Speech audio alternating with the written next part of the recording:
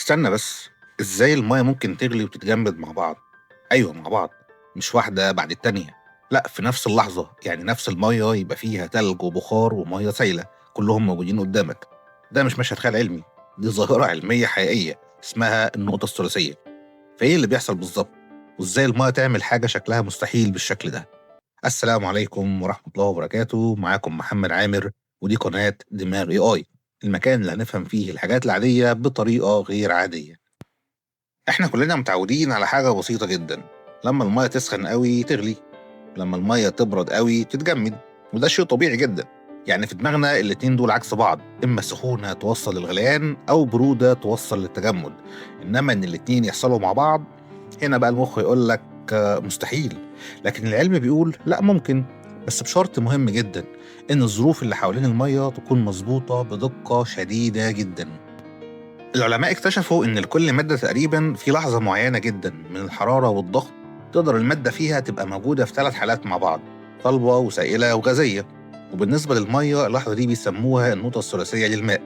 يعني ببساطة لو وصلت المية لدرجة حرارة معينة جدا ومستوى ضغط معين جدا، هتلاقي جزء منها بقى تلج وجزء مية سايلة وجزء بخار، كلهم مع بعض في نفس اللحظة.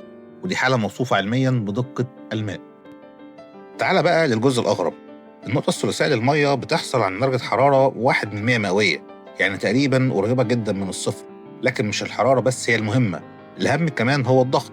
لازم الضغط يبقى منخفض جدا، حوالي 6.12 ملي بار. وده أقل بكتير جدا من الضغط اللي احنا عايشين فيه على سطح الأرض.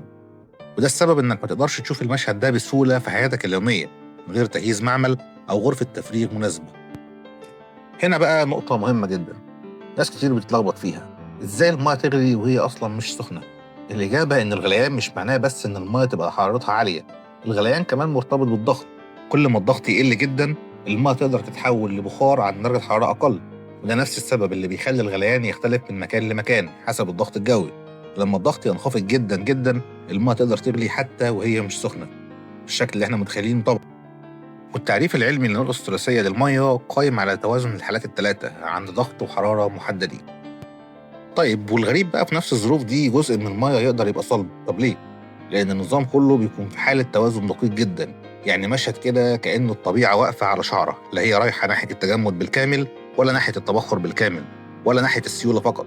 لكن ال3 حالات متعايشين سوا في لحظة نادرة جدا ومبهرة. وده مش شيء سحري، ده قانون فيزيائي حقيقي بيوصف سلوك المادة لما الحرارة والضغط يبقوا مظبوطين بدقة.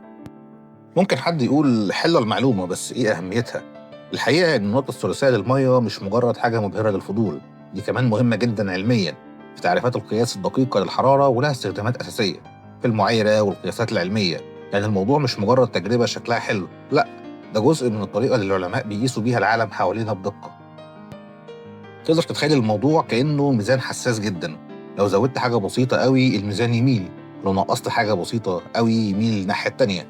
إنما عند لحظة معينة بالظبط الميزان يبقى واقف في المنتصف. ده تقريبا اللي بيحصل المية في النقطة الثلاثية.